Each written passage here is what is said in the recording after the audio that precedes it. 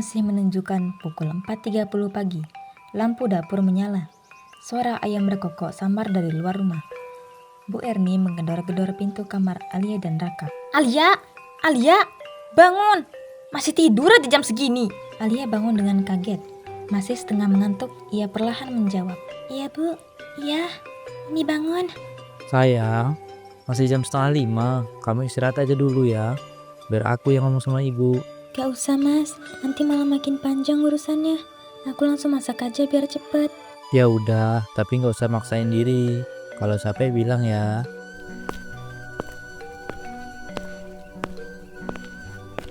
Di dapur, Bu Erni sudah berdiri dengan tangan di pinggang dan muka cemberut melihat Alia baru datang. Ya Allah, masa istri zaman sekarang disuruh bangun pagi aja susah banget. Pantes semua berantakan terus. Maaf Bu, tadi kebangun agak telat. Saya langsung kesini kok. Kalau jadi istri tuh ya, bangun sebelum ayam. Bukan bangun pas ayam udah 3 kali berkokok. Gimana saya kayak mau betah? Alia mengambil ulukan dan mulai menyiapkan bahan untuk memasak. Iya Bu, nanti saya perbaikin. Raka muncul dari dalam kamar sambil mengucek mata. Bu, Alia tuh tiap hari juga masak sendiri. Kan dia juga butuh istirahat. Kamu gak usah ngebelain istri terus. Lupa siapa yang ngasuh kamu dari kecil. Mak kamu ini loh. Bukan belain bu, cuma kasihan aja. Dia kan juga capek. Niatnya bantu, bukan nyusahin. Halah, orang zaman sekarang cuma bisa ngeluh. Gak tahan dikit, bawanya ngeluh. Dulu mak kamu ini kerja di sawah. Pulang-pulang masih nyuci baju segambreng, gak pakai ngeluh. Alia hanya tersenyum kecut sambil mengambil cabai untuk mengulek sambal.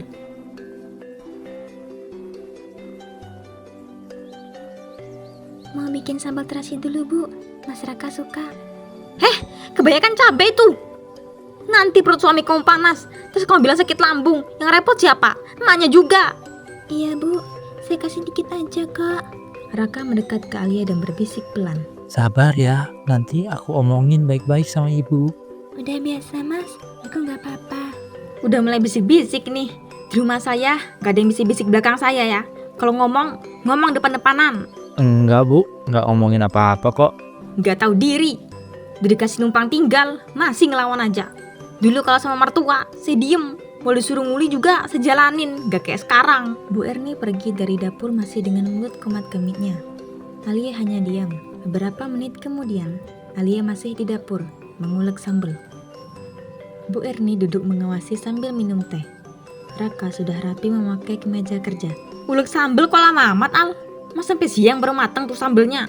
Maaf bu, ini sambelnya agak banyak, jadi saya halusin sekalian. Halusin? Sambal doang kok gaya banget, kayak masak buat pejabat. Raka masuk ke dapur berniat untuk berpamitan. Bu, baunya udah enak kok ini. Sambalnya khas buatan Alia. Khas apanya? Orang hambar gitu. Dulu kamu tuh doyannya sambil bikinan emak. Sekarang lidah kamu berubah ya? Bukan berubah bu, cuma ya lidah kan ikut kebiasaan juga. Alia masakannya juga enak, cuma beda aja. Iya beda, karena gak enak. Kamu aja kebaikan pura-pura suka. Biar istri kamu seneng, ya kan? Alia diam dan lanjut menggoreng tahu setelah membuat sambal. Aku berangkat dulu ya, nanti sore pulang agak telat. Hati-hati ya mas. Iya sayang. Gak usah lebay deh, baru berangkat kerja doang. Udah kayak perpisahan pindah negara. Bu, udahlah, jangan gitu terus. Titip rumah ya, jangan bikin suasana makin berat. Kalau kamu takut suasana berat, ya suruh istri kamu jangan males. Rumah juga beres, hati emak juga adem. Saya kerjain kok bu. Semua kerjaan rumah juga saya yang ngurus. Ngurus? Baju Raka aja masih sering saya setrika. Kamu cuma bisa gaya-gayaan doang, kerjaan numpuk. Bu, jangan nyudut-nyudutin Alia terus. Dia tuh udah berusaha. Setiap hari dia beresin rumah, masak, nyuci. Semuanya dia urus kok. Loh, kamu kok malah ngajarin emak? Gimana sih? Emak ngomong gini karena sayang. Gak mau kamu tuh disia-siain. Kalau sayang, kasih juga sedikit ruang buat Alia belajar dan tenang. Alia menghampiri Raka dan menyaliminya. Ya udah, pamit dulu ya Bu, Al. Raka pun berangkat kerja. Suasana hening sebentar. Udah nikah, anak jadi gak kenal ibunya gara-gara perempuan satu itu. Saya gak pernah masuk jauhin Mas Raka dari ibu. Saya cuma pengen diterima. Diterima? Diterima tuh buat orang yang tahu diri, bukan yang kerjanya ngerepotin dan ngerusak anak orang. Alia hanya melanjutkan memasak dengan mata memerah. Beberapa jam kemudian di ruang makan sederhana itu, meja makan sudah tersaji lauk sederhana. Ini sambel, apa air cabe ya? Buat terasi doang, rasanya mana? Saya coba pakai resep ibu yang kemarin, Bu. Saya ulek halus, terus tambahin tomat biar nggak terlalu pedas. Nggak ada rasa, bener-bener hambar. Ini sambal buat orang diet kali, bukan buat orang rumah. Saya sampai hilang nafsu makan. Alia hanya menunduk sambil duduk berseberangan dengan Bu Erni. Tuh tempenya juga, gosong sisi kanan, mentah sisi kiri. Goreng itu rata, bukan asal celup ke minyak. Minyaknya tadi sempat terlalu panas, Bu. Saya buru-buru. Ya itu dia, kamu kalau kerja selalu buru-buru, gak pernah niat.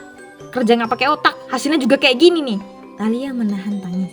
Pantes Raka udah gak betah sarapan di rumah. Mending langsung ke kantor, makan di luar pasti lebih enak. Masyarakat tadi buru-buru. Ada rapat katanya. Rapat, kamu percaya aja. Padahal mungkin dia males makan makanan kayak gini tiap pagi. Saya juga kalau jadi dia ogah balik rumah. Alia menarik napas pelan, berusaha tetap tenang dan menyendok nasi buat dirinya sendiri. Kamu makan juga? Lah itu kan makanan kamu yang bikin. Masak sendiri, kretek sendiri dong sekalian. Saya makan aja, Bu, biar nggak mubazir juga. Mubazir tuh pas saya ngasih kamu kesempatan tinggal di sini. Udah dikasih tempat tinggal, makan gratis. Tapi kerjaan yang bikin kesel tiap hari. Saya nggak pernah anggap itu gratis, Bu. Saya bantuin semua kerjaan rumah dari pagi sampai malam. Saya coba lakuin semuanya. Gak usah ngeluh. Kalau kerja ikhlas, gak usah dihitung-hitung. Tapi ya kelihatan sih, niat kamu mah setengah-setengah. Ngelainin suami aja gak bisa, masih gak sok sibuk di dapur. Dulu saya tuh ngelainin suami dari ujung kaki sampai ujung rambut. Saya sayang juga sama Mas Raka, Bu. Saya pengen yang terbaik buat dia kok. Sayang doang gak cukup. Sayang tuh buktiin, bukan cuma omong doang. Wajah Alia sudah memucat menahan tangis dan lelah. Dengar ya Alia, jadi istri tuh kudu kuat. Kau sedikit-dikit sensi, dikit-dikit mewek. Kalau tiap hari kamu kayak gini terus, Raka bisa mikir ulang tuh pernikahan kalian. Saya gak pernah ya bikin masalah, Bu. Saya cuma pengen rumah ini tenang. Tenang? Rumah ini gak bakal tenang selama kamu masih di sini. Cuma kamu satu-satunya orang yang bikin aura rumah ini berat. Alia berdiri dan mengangkat piring kosongnya untuk dicuci. Sore harinya, Alia memakai daster sederhana, sedang menyapu halaman depan rumah. Banyak daun kering berserakan. Bu Erni muncul dari dalam rumah dengan tangan menyilang di dada sambil berdiri di ambang pintu. Lama banget nyapunya, daun doang. Dari tadi muter-muter aja, gak kelar-kelar. Maaf, Bu, anginnya kenceng. Baru disapu udah berantakan lagi. Ya alasannya angin lah, hujan lah, semut lah. Gak ada kerjaan yang beres. Mau dikasih alasan apa lagi besok? Kucing tetangga. Saya rapihin lagi, Bu, biar bersih sampai depan pagar. Iya bersih, tapi lihat diri kamu sendiri tuh, udah dekil gitu. Malu dilihat tetangga. Masa menantu saya penampilan kayak RT? Saya niatnya bantu beresin rumah, Bu, biar ibu gak perlu capek-capek nyapu juga. Gak usah sok baik, emang kerjaan kamu itu. Gak usah ngerasa spesial, cuma karena pegang sapu. Tak lama kemudian, Raka pulang dari kerja. Motor memasuk pelan lewat gerbang. Udah bersih-bersih aja. Baru kelar nyuci baju tadi, terus lanjut nyapu halaman. Daunnya banyak banget dari siang. Ya iyalah banyak. Dari tadi disapu muter-muter kayak setir tekan hidup. Gak ada teknik, gak ada niat. Bu, udahlah. Alia tuh bantuin semua dari pagi sampai sore, kerja terus. Gak istirahat. Saya yang nyuruh dia santai juga gak mau. Justru itu, kamu kebaikan manjain dia. Istri tuh jangan dibiasain leha-leha. Lihat aja sekarang, kerjaan rumah masih kayak kapal pecah. Bu, halaman bersih kok, rumah juga rapi. Ibu maunya gimana sih? Emak maunya rumahnya enak ditempatin. Gimana mau enak kalau tiap hari lihat muka orang yang bawakan energi negatif? Bu, cukup ya, gak usah ngomong kayak gitu terus. Alia terdiam, matanya mulai berkaca-kaca, tapi cepat-cepat menunduk dan menyapu lagi. Loh, ini rumah emak, mulut emak. Kalau kamu udah gak tahan, bawa aja istri kamu pergi dari sini, biar emak hidup tenang. Kami belum pergi karena masih hormat sama ibu. Tapi jangan sampai kami ngerasa lebih tenang kalau jauh dari ibu. Itu lebih sedih lagi loh, Bu. Anak udah kemakan omongan istri. Dunia emang udah kebalik. Bu Erni pun masuk ke dalam rumah.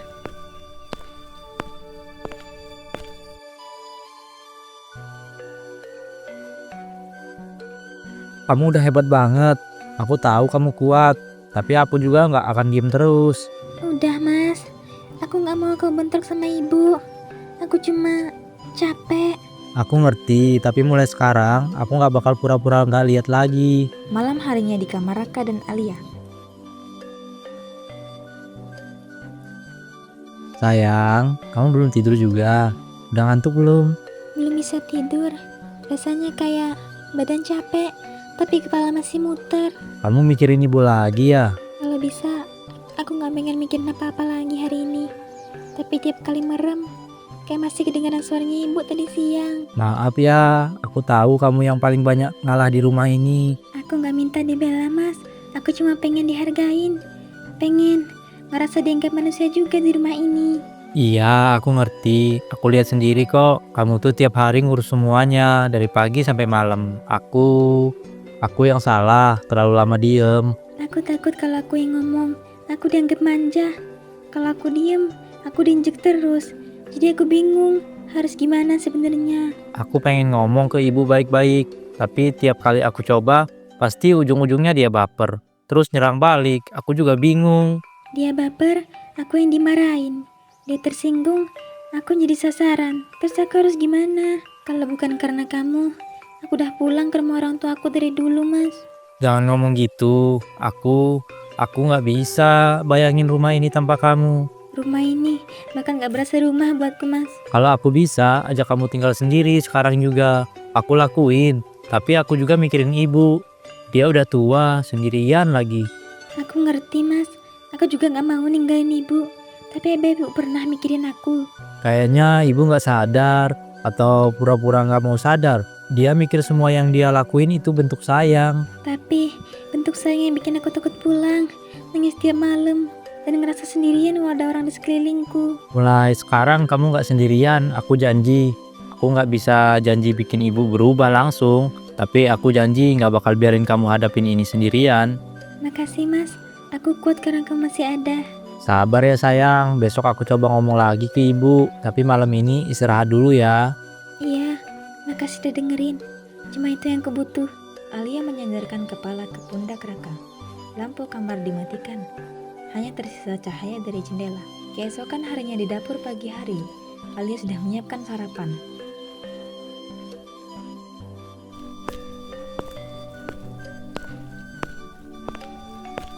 Wah, baru bangun langsung disuguhin makanan enak.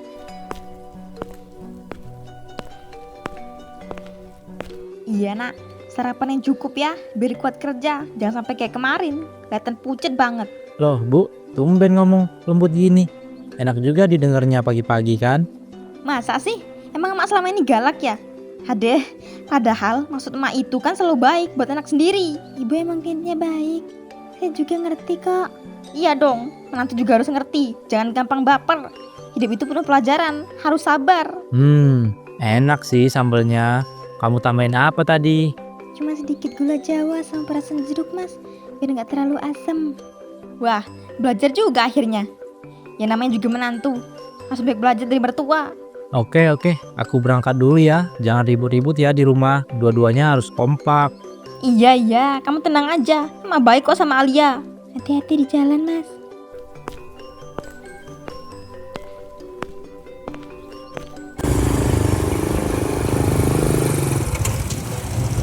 Udah pergi tuh suamimu. Sekarang aku bisa berhenti acting manisnya. Saya nggak acting bu. Saya mau masak buat ibu dan masyarakat dengan niat baik. Alah, gak usah sok suci. Kamu masak gitu aja udah bangga banget. Baru bisa sambel dikit. Udah kayak juara Master Chef. Pujian bu. Cuma pengen ibu nyaman di rumah ini. Nyaman sama kamu di rumah ini. Mimpi. Aura kamu aja bikin rumah ini sumpek. Saya nggak pernah niat ganggu bu. Saya cuma istri masyarakat. Pengen jalan hidup bareng dia sebaik mungkin. Iya, istri dari hasil usaha nekat. Mau kamu pas-pasan, kerjaan gak jelas, gak sok pinter. Kamu tuh untung banget bisa dapet Raka. Saya tahu saya nggak sempurna bu. Tapi saya nggak akan pernah lelah buat belajar dan berusaha. Belajar itu kalau otaknya nyambung. Kamu tuh dikasih kesempatan tinggal di sini biar ngerti batas. Bukan malah bikin Raka jauh dari ibunya. Saya nggak pernah larang masyarakat dekat sama ibu. Justru saya selalu ajak dia hormatin ibu. Ngomong hormat, tapi kamu terus-terusan bikin dia mikir buruk saya. Gak usah so baik. Saya udah hidup cukup lama. Buat lihat mana orang tulus, mana yang pura-pura. Alia diam. Tangannya gemetar sedikit tapi dia tahan. Ingat ya, kamu hidup di rumah saya, bukan di rumah kamu. Dan di sini aturan saya yang jalan. Bu Erni keluar dapur, meninggalkan Alia yang masih berdiri di tempat. Termenung. Hari menjelang siang, matahari terik. Alia berdiri di depan pagar rumah tetangga. Baru saja selesai mengantar rantang makannya.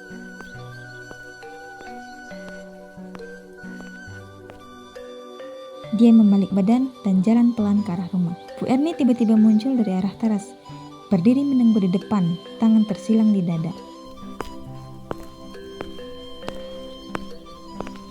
Wah, sekarang udah jadi catering ya? Rajin banget nganterin makanan keluar. Tadi saya cuma bawa makanan ke sebelah, Bu. Masaknya kebanyakan, daripada mubazir. Kebanyakan? Di rumah aja masak kayak pas-pasan.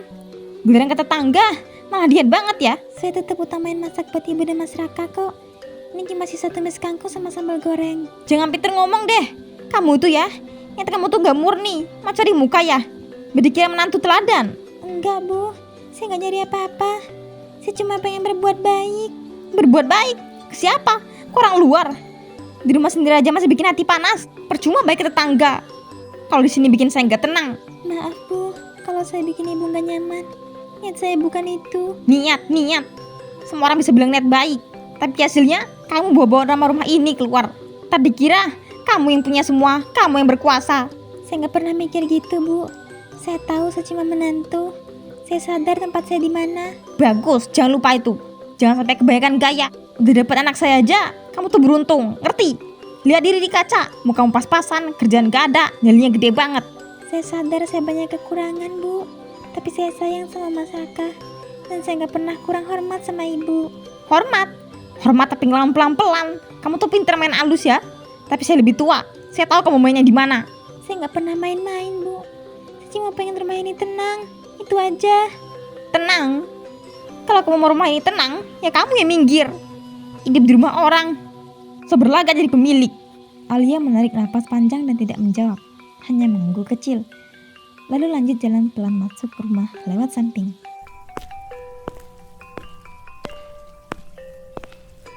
Beberapa jam kemudian, semua orang mulai menutup pintu rumah mereka. Hari mulai gelap. Di rumah itu, Bu Erni duduk di sofa sambil melipat baju.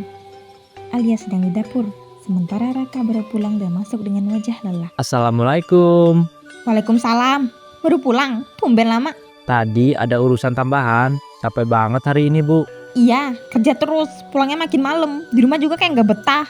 Loh, kok ngomongnya gitu, Bu? Emang kenapa? Nggak apa-apa. Cuma kayaknya sekarang kamu lebih betah di luar rumah daripada ngobrol sama mamamu sendiri. Bukan gitu, Bu. Saya kerja cari rezeki, bukan buat kabur. Tapi jujur ya, pulang ke rumah sekarang tuh rasanya beda. Beda apanya? Rumah ini rumah kamu dari dulu. Kamu yang berubah. Bukan saya yang berubah, Bu, tapi suasananya. Setiap kali saya pulang, suasana kayak tegang terus gitu. Saya lihat Alia kayak hidup di tekanan setiap hari. Oh, jadi kamu percaya omongan dia? Main disalahin sekarang. Yang ngedung kamu loh. Saya nggak nyalahin siapa-siapa, tapi saya lihat pakai mata kepala saya sendiri, Bu. Gimana ibu ngomongnya ke Alia? Gimana dia diperlakuin kayak orang asing? Jadi sekarang kamu pilih dia daripada mamamu sendiri ya? Kamu lupa siapa yang ngurus kamu dari kecil. Dulu kamu bilang emak segalanya buat kamu. Sekarang cuma gara-gara perempuan itu. Bu, nggak usah bawa-bawa masa kecil. Saya sayang sama ibu, tapi ibu juga harus bisa lihat kenyataan. Nggak bisa terus nyakitin Alia kayak gitu. Udah cukup. Emak capek dengar kamu belain istri kamu terus. Kalau emang kamu udah gak butuh emak, bilang aja. Alia muncul dari dapur. Ia sudah mendengar semuanya. Bu, maaf. Saya gak pernah minta Mas Raka belain saya. Saya juga gak pernah suruh dia jauhin ibu. Kamu diem aja. Gara-gara kamu, anak saya berubah. Kamu racun di rumah ini. Bu, jangan gitu ngomongnya. Alia itu istri saya. Dia manusia, Bu. Dia juga punya hati. Sakit hati, Mak. Anak sendiri ngelawan. Dulu kamu gak pernah keras ke Mak. Sekarang baru nikah, langsung jadi orang lain. Saya minta maaf, Bu. Beneran. Saya gak bermaksud bikin ibu merasa ditinggalin. Kamu tuh ya, kelihatannya halus, tapi licin. Ngadu-ngadu manis ke Raka, biar saya disalahin terus, ya kan? Bu, ini bukan soal milih antara ibu atau Alia. Tapi saya cuma minta tolong. Gak usah terus-terusan nyakitin istri saya. Dia gak salah. Ya udah, kalian menang. Masalah, emak jahat, emak gak guna, emak ini beban. Bu, saya gak pernah anggap ibu beban. Saya cuma pengen kita bisa hidup rukun. Itu aja. Rukun? Di rumah ini udah gak ada kata rukun semenjak kamu masuk. Suasana hening. Hanya terdengar isak tangis Bu Erni. Alia berdiri diam. Raka duduk dengan kepala tertunduk. Bingung di antara mereka berdua. Hari-hari berikutnya berlalu dengan suasana canggung setelah keributan malam itu. Namun pada suatu sore saat Alia sedang menyapu halaman, Bu Erni sedang mengobrol dengan tetangga yang lewat di pagar rumah. Bu Erni seolah sengaja mengeraskan suaranya agar Alia mendengar. Iya bu, sekarang mah susah. Menantu itu mukanya manis, tapi dalamnya Masya Allah. Saya sampai gak berani tinggal sendiri di rumah. Mau saya omongin baik-baik, dianya malah bikin anak saja dari ibunya. Main halus bu, bikin anak sendiri ngelawan. Padahal ibu mana sih yang gak sayang anak. Saat tetangga sudah pergi, Alia pelan-pelan jalan ke arah pintu belakang, masuk ke rumah. Bu Erni masuk beberapa menit kemudian, langsung menghampiri Alia yang sedang di dapur. Nguping ya tadi? Enggak bu, saya lagi nyapu, cuma kebetulan dengar dikit. Oh gitu, ya biar kamu tahu. Saya capek simpen semua, jadi saya ceritain aja. Biar tetangga juga ngerti posisi saya. Tapi bu, saya malu, nama saya jadi bahan omongan. Padahal saya gak pernah jelek-jelekin ibu ke siapapun. Lah emang kamu pantas dibela? Kau pikir tetangga itu buta? Kali-kali kamu keluar masuk, so baik, so peduli. Saya ini jaga nama baik keluarga, ngerti? Tapi kenapa harus datang keluar rumah bu? Karena kamu tuh licik. Di rumah diem, pura-pura sabar, tapi di belakang kamu racuni pikiran Raka. Sekarang kamu mau saya diem aja gitu? Maaf ya, saya gak sudi. Saya gak pernah ngajarin Mas Raka benci bu. Justru saya yang sering ngajak dia sabar. Sabar? Sabar kamu tuh sabar licik, so nerimo. Tapi dari dalam ngatur semua. Kau pikir saya gak tahu? Saya udah hidup lebih lama. Saya gak nyangka ibu bisa setega ini. Saya datang ke rumah ini yang jadi bagian keluarga, bukan bahan guncingan. Dari awal kamu memang gak cocok sama keluarga ini. Muka kamu tuh gak bohong. Muka orang pengen nguasain, pelan-pelan nusuk. Kalau emang saya salah, kenapa ibu gak sekalian suruh saya pergi aja, daripada ibu bikin saya kayak bukan siapa-siapa di rumah ini. Kalau bukan karena Raka, kamu udah saya suruh keluar dari dulu. Tapi kamu tuh pintar main posisi, selalu cari simpati, seolah-olah kamu korban. Saya gak cari simpati bu, saya cuma bertahan. Saya udah terlalu sering diem, terlalu sering pura-pura kuat. Tapi ternyata diem saya juga masih salah di mata ibu. Yah, kalau kamu gak kuat, siapa suruh masuk keluarga orang? Gak semua orang cocok hidup di sini. Alia tidak menjawab, dia hanya masuk ke kamar perlahan. Malam tiba.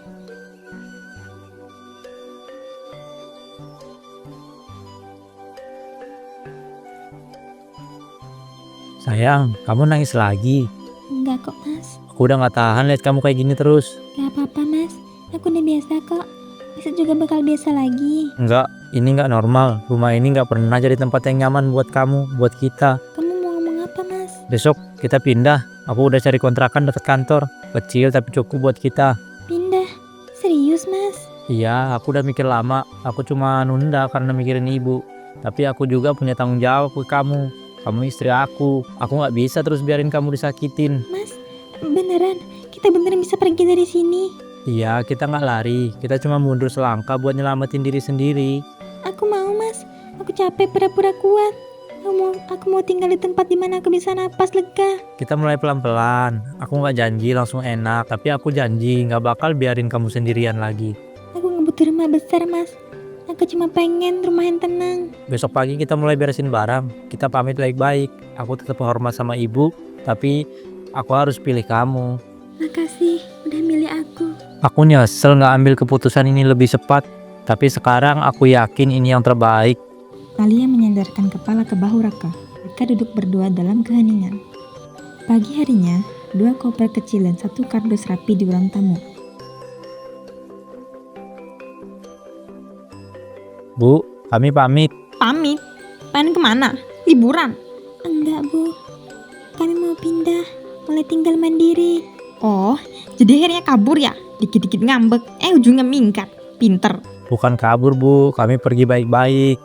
Saya masih anak ibu, Alia masih menantu ibu. Tapi kami butuh tempat yang tenang buat bangun rumah tangga kami. Gak tenang tuh kalian, baru dinasehatin dikit, langsung drama. Anak zaman sekarang, lemah semua. Kami tetap makasih dikasih tempat tinggal selama ini bu. Saya minta maaf kalau selama ini di sini baik salah. Banyak salah. Salah kamu semuanya dari awal, Alia. Saya terima kamu di rumah ini karena kamu istri anak saya. Tapi kamu gak pernah cocok dari awal. Bu, cukup. Kami gak pergi buat marah. Kami pergi buat semuanya tetap baik.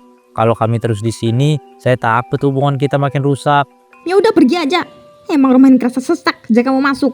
Rumah ini berat. Mungkin emang kamu yang bawa energi itu. Saya harap suatu hari ibu bisa lihat semuanya dengan hati tenang. Saya nggak mau jauh dari ibu. Tapi saya juga nggak bisa ninggalin istri saya yang tiap hari ibu sakitin. Ya udah sana, ambil semua barang kalian. Gak usah balik lagi kalau udah pergi. Saya tetap doain ibu sehat, Bu. Semoga Allah jaga ibu selalu ya. Gak usah soalim. Tuh dari kamu gak perlu. Udah, jalan sana. Saya tetap anak ibu, tapi mulai hari ini saya juga jadi suami yang harus jagain rumah tangganya.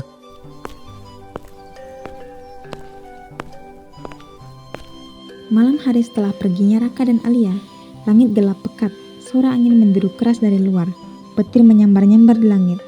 Cuaca benar-benar buruk. Bu Erni duduk sendirian di ruang tamu. Wajahnya keras tetapi cemas. Tak ada Alia, tak ada Raka. Rumahnya sunyi. Kok anginnya gak berhenti-berhenti? Suasana gak enak banget. Tiba-tiba, suara petir menggelegar keras. Terlalu dekat.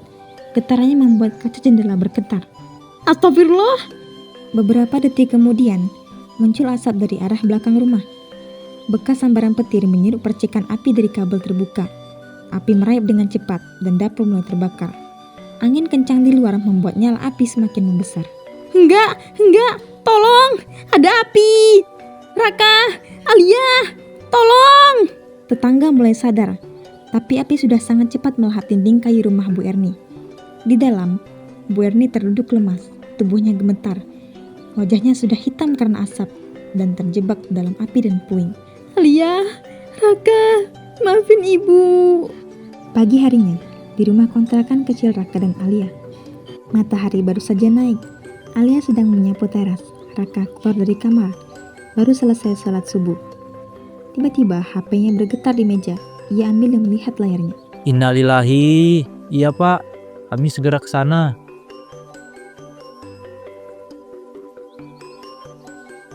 Mas, Ibu meninggal.